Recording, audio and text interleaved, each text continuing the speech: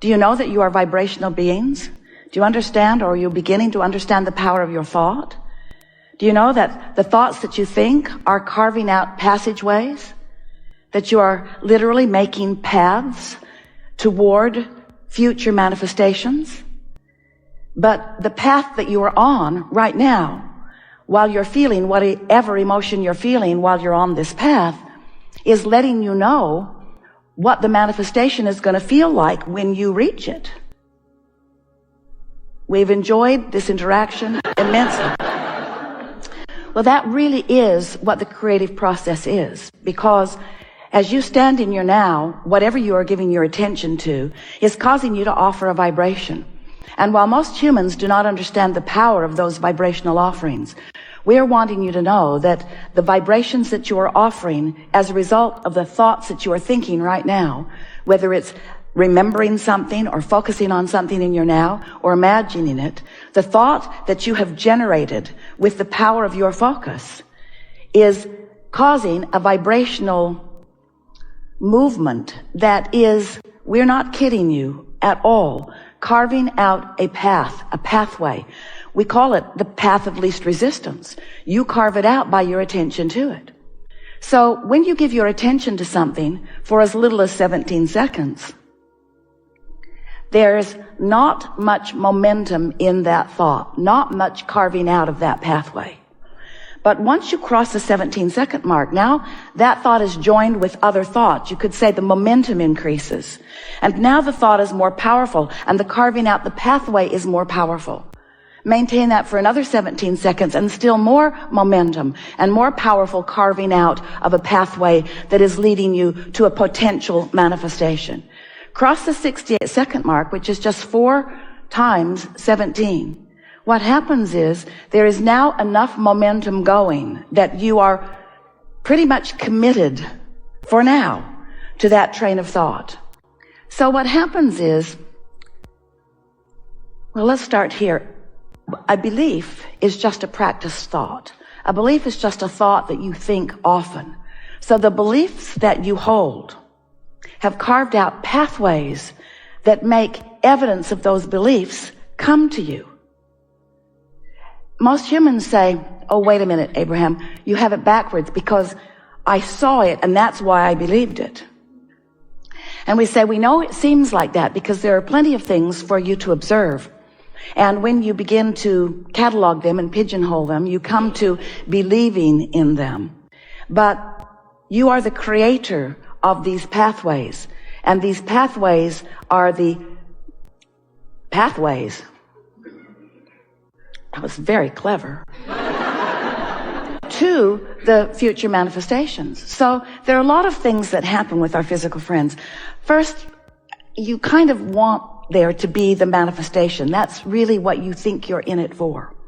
But as we play with you longer, it is our desire to convince you that while the manifestations are lovely and we want you to have all of them that you desire, it's the constantly being on a path that we want to draw your attention to.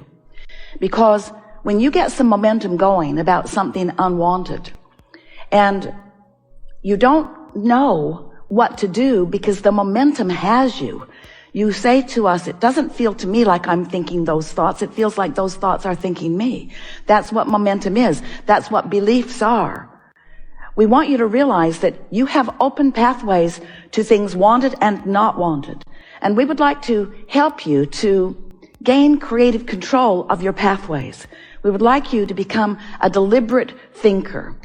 But in order to do that, you have to understand how the process works. And so we're just going to tell you briefly, we know you've been listening to us for a while, that you are vibrational beings in a universe that is vibrational.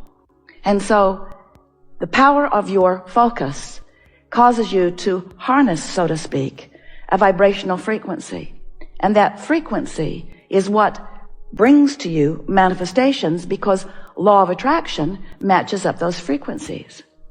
Over the years, we've offered a lot of different analogies to help you get your thoughts around this vibrational world, because you live in a very see it, hear it, smell it, taste it, touch it world. And what you translate with your physical senses is so satisfying to you, you're really, at least in the beginning, not that excited to hear about the vibrational world that really is what is happening. So we explained to you that your emotions help you to know what your vibrational frequency is. But it's not just what your frequency is. It's not just what your vibrational offering and therefore rendezvousing with things like it is. It's your vibrational frequency in relationship with the frequency of your true heart, with the frequency of your true desire, with the frequency of your most expanded beingness, with the frequency of the source within you. And so here's just a scanty version of how it works. You were source energy before you came into this body, and that larger part of you still remains that source energy being. So you are an extension of that source energy being, which means you have potentially two vibrational frequencies going on all the time. The frequency of who you are on a source level, and the frequency of who you are allowing yourself to be right now in this focused moment. Humans like to refer to that source part as soul. We call it your inner being. Mankind calls it God from time to time, in fact, often. But we want you to realize that that non-physical part of you that did exist before you came into this physical body still exists now that you're in this physical body. And that while you are here in this body, sifting and sorting as you knew you would, in this magnificent variety of a time and space, you are all day, every day, coming to personal is such a good word. Selfish, another really good word. Personal conclusions about what you would prefer. And each time that happens, you send out a rocket, a vibrational rocket.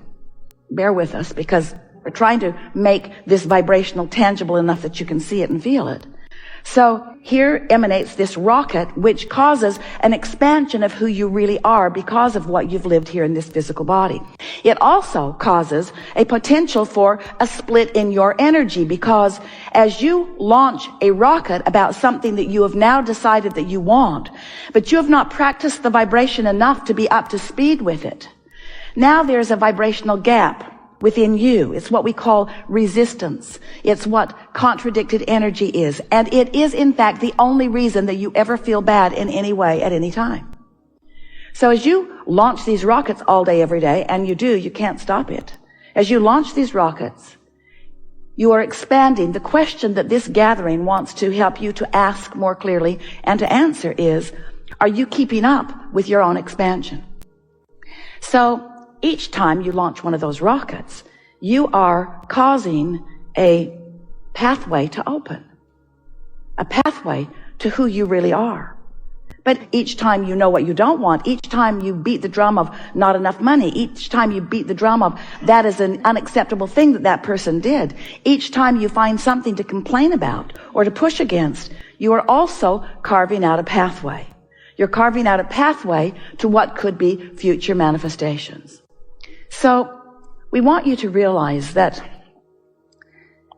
because of the frequency, the vibrational attitude, you could say, or mood of the source within you, when you feel anger towards someone, you launch a rocket of more love because every subject is really two subjects, wanted and lack of it. That's the way this entire universe is. Whenever you know what you don't want, you know more clearly what you do want. And whenever you know what you do want, you know more clearly what you don't want.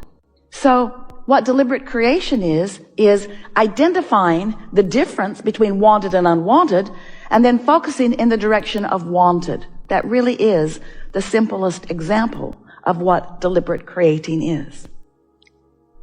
Your inner being, the source within you, is with you all day, every day.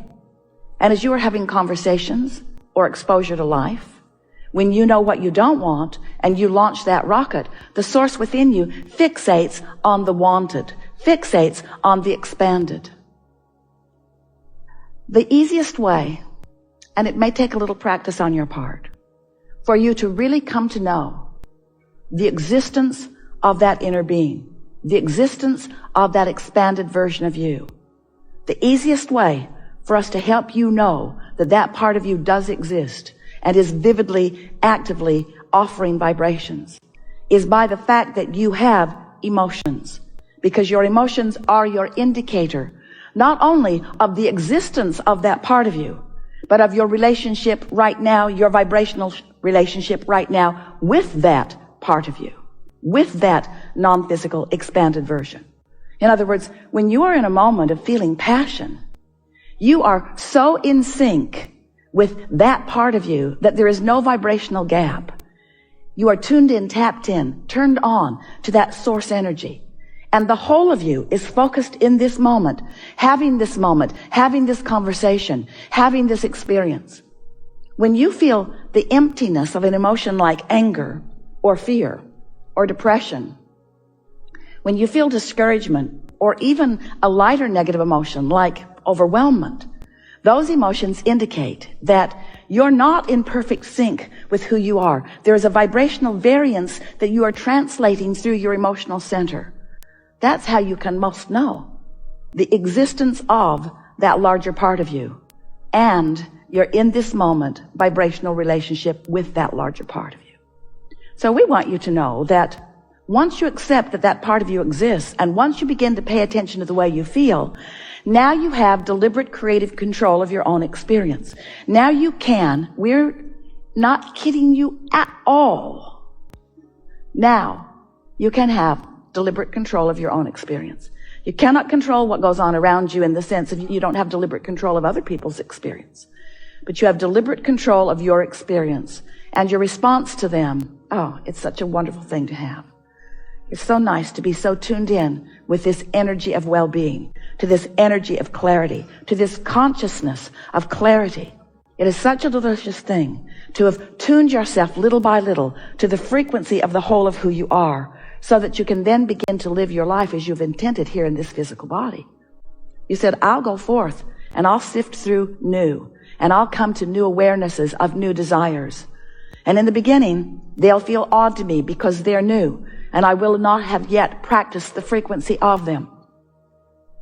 But I know that the source within me will achieve vibrational alignment with that new desire in the moment that I launch it, so that I will have a touchstone, a vibrational touchstone.